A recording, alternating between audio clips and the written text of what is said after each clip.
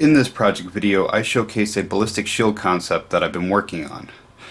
A lightweight shield that can be compressed down to fit inside a backpack or glove compartment that can be deployed at a moment's notice. It'll cover the design, construction, and testing, as well as the shortcomings of the prototype and how to fix them.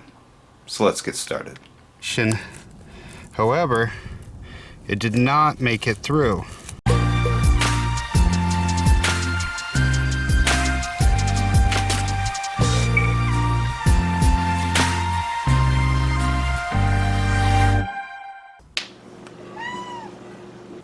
Hi everyone, and welcome back to the channel. So today we're discussing a ballistic shield that I've been working on for the last few months. It weighs right around 9 pounds and offers 2 square foot of coverage. But what's unique about this shield over other shields is it's collapsible, meaning that it can be compacted down into a bag for ease of transport.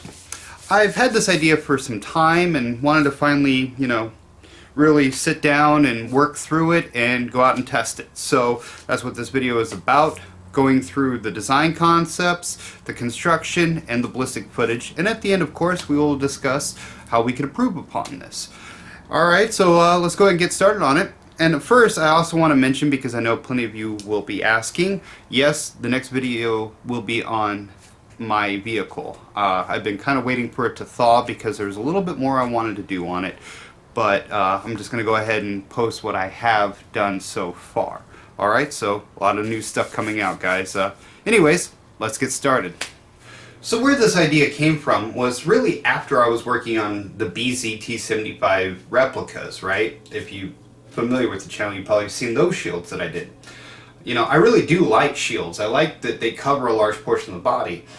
The negative, obviously, is that they're often quite heavy. And they're bulky, they're big, right? Their greatest strength is kind of their weakness, that they cover a large portion of the body, but, if you're having to truck around with them, they can be really taxing because they're quite heavy and large.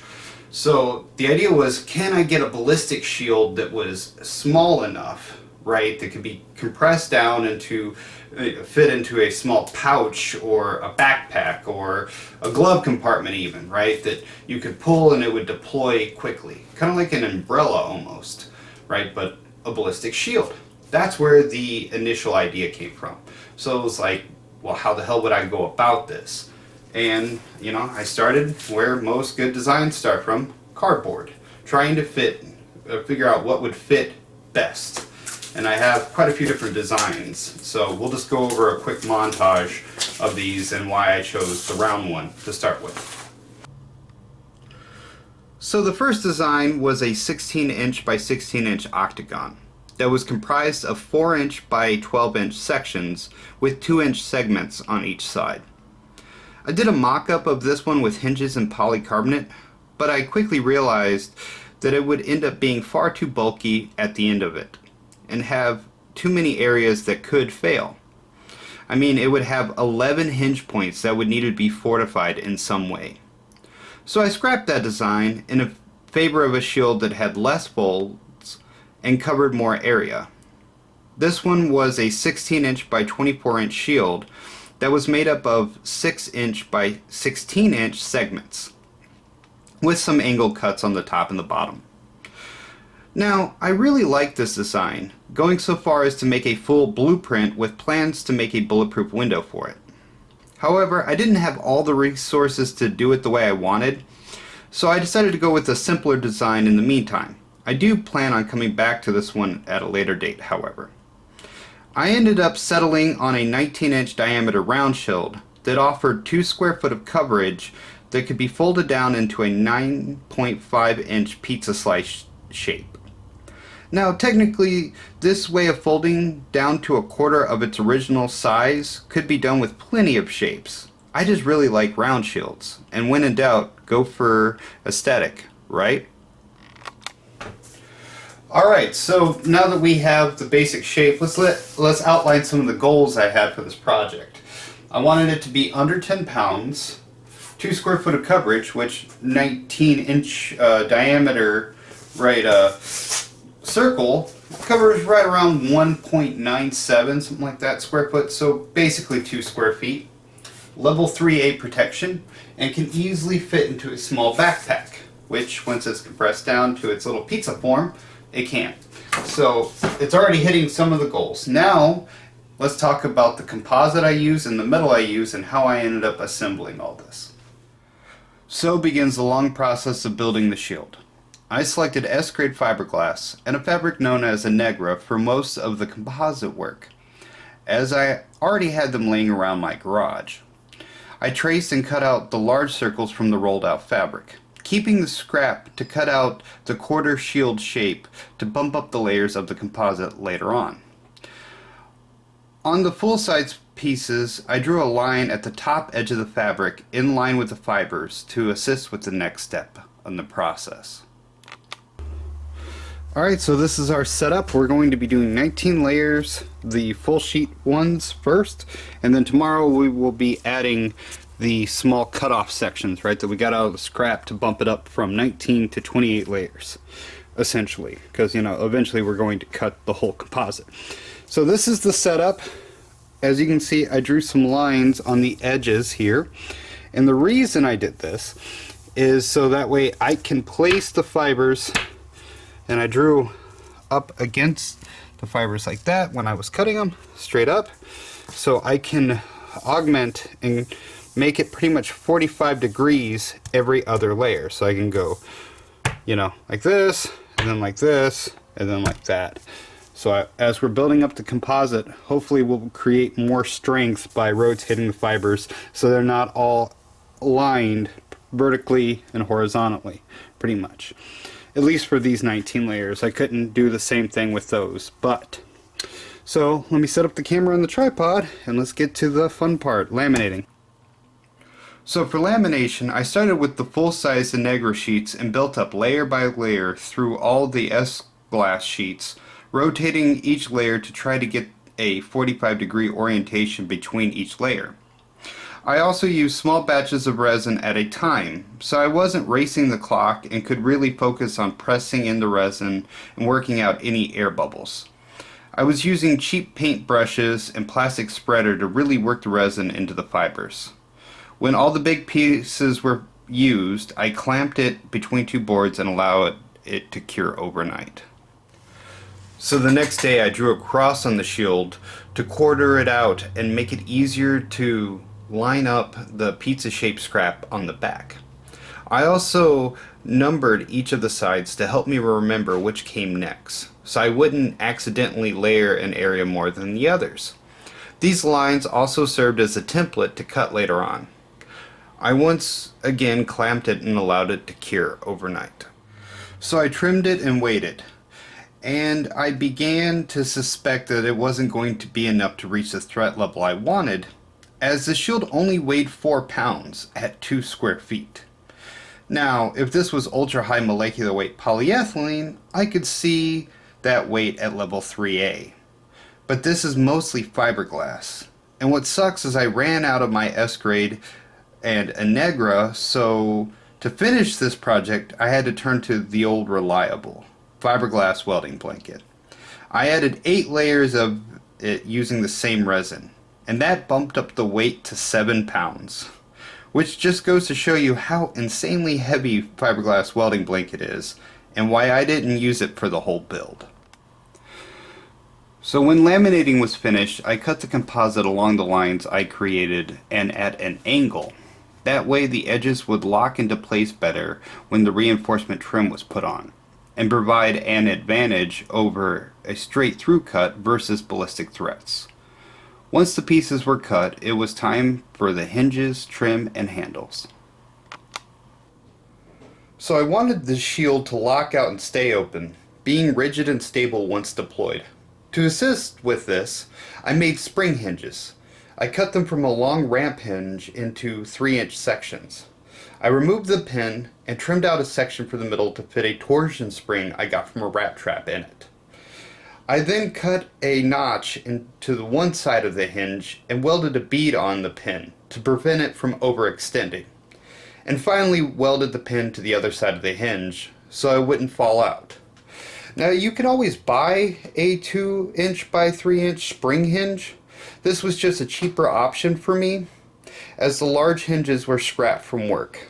Now, I didn't really record this process, but if people really want to see it, I can do it more of them and make a short or something.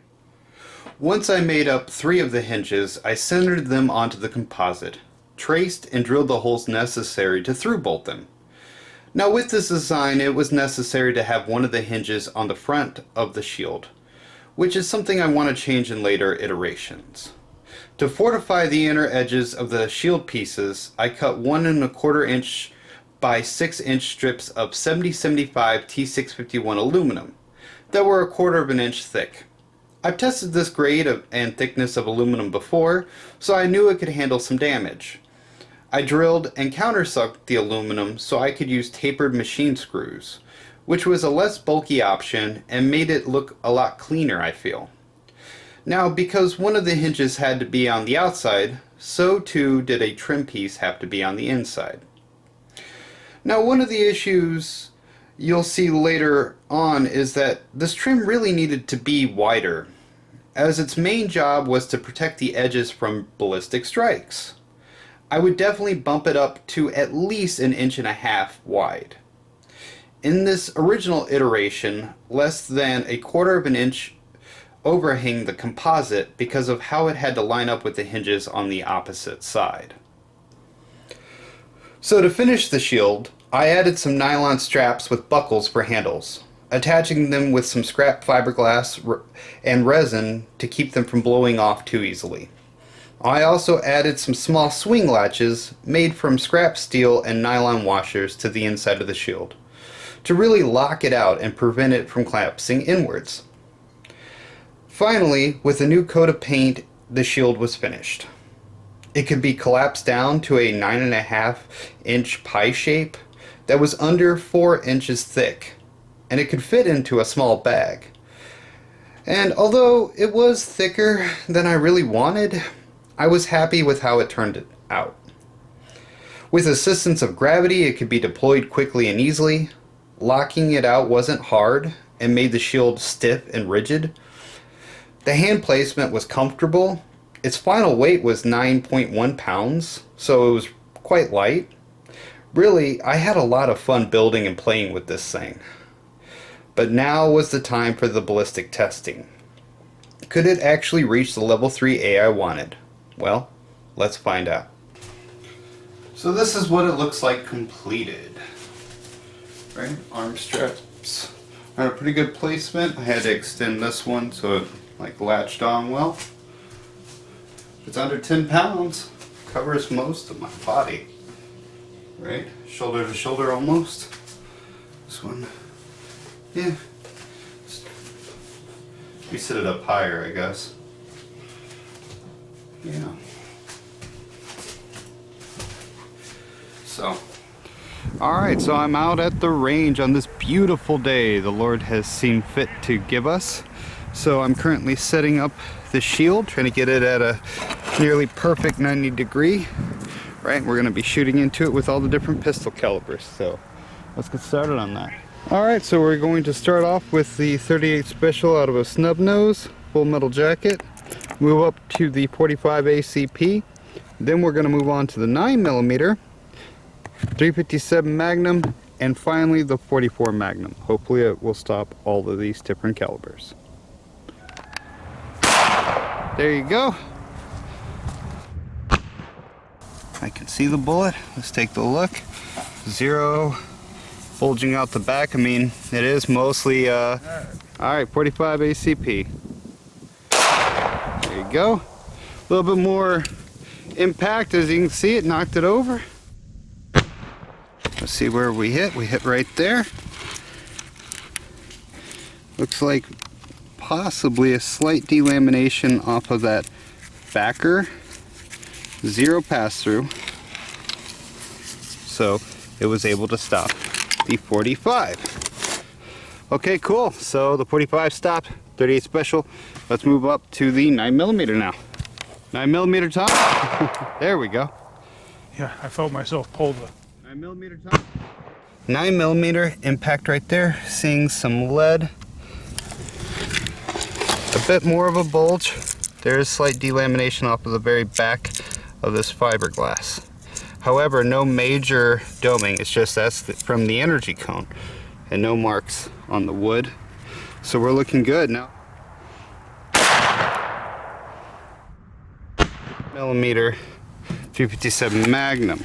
Ooh, we're starting to see aggressive delamination. However, it did not make it through. Not seeing any. So that's a copper or a jacketed soft point. That's what we're sending out of the 44 Magnum. It's a 240 grain, and it's out of the Henry Golden Boy single shot that I have. I just took a deer with it this year. I'm gonna have to bring you over some venison. I forgot about that, buddy. Oh my lord. I love venison. Well then, I can't believe I forgot about that until just now. But anyways, this is the one to beat. It actually pushes it at a higher velocity than what the 44 is rated for the NIJ. So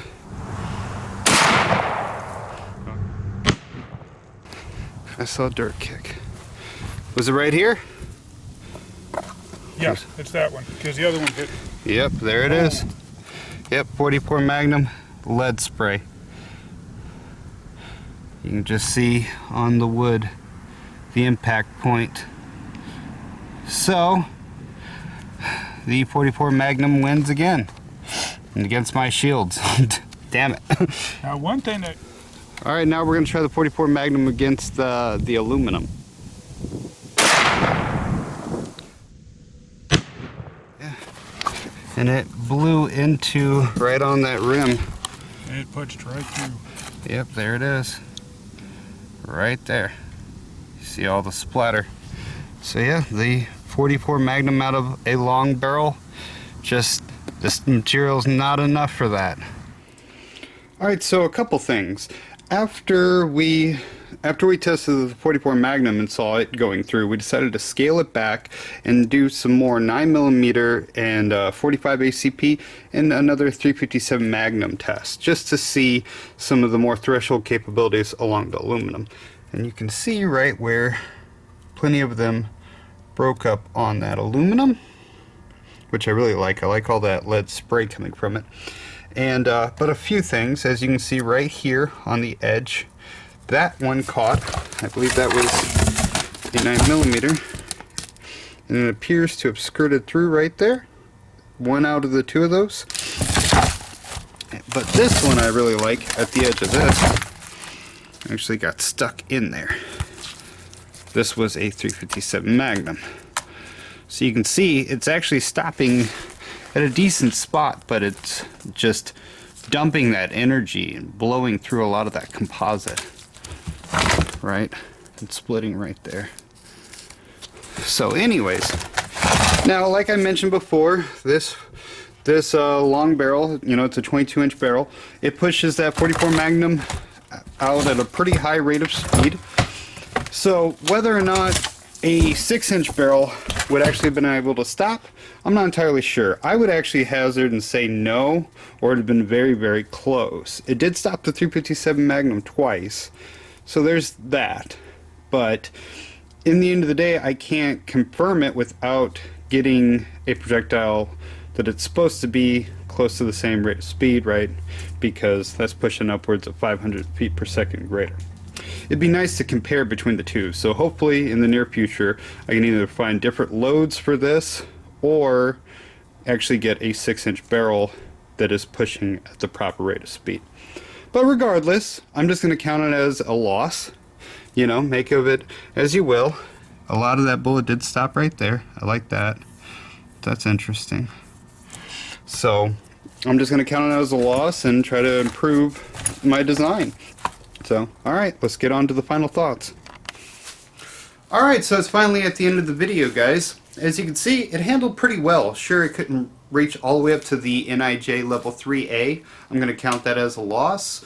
But that's okay. We can improve upon this design and come back and see if we can't hit the mark with this gun. And then we'll definitely know we're in the clear, right? A couple things. Obviously, one of the things that I don't quite like about this is that aluminum doesn't overhang enough over the composite. A lot of the shots that landed on the edge when we were just testing it. Most of them stopped, but 2 of them made it through, or 1 of them, really.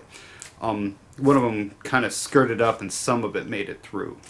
And neither of those cases I like, right? The 44 Magnum blew right through, as we saw, and the other one kind of made it through. It was the 9mm. I don't like either of those instances. So obviously with the 44 Magnum, wouldn't matter because it just couldn't handle that material, but the 9mm shouldn't have been able to skirt through. So I think if we bump it up from 1/4 of an inch of an overhang all the way up to 1/2 inch, we'd probably see a better improvement on that. You know, there are other ways that you could go about building this as well. I just really wanted to kind of get this idea out there and see what other people might think. Anyways, guys, finally the video will be over. I have a bunch of stuff coming out in the next few weeks and months. So I will see you all in the next one. Take care.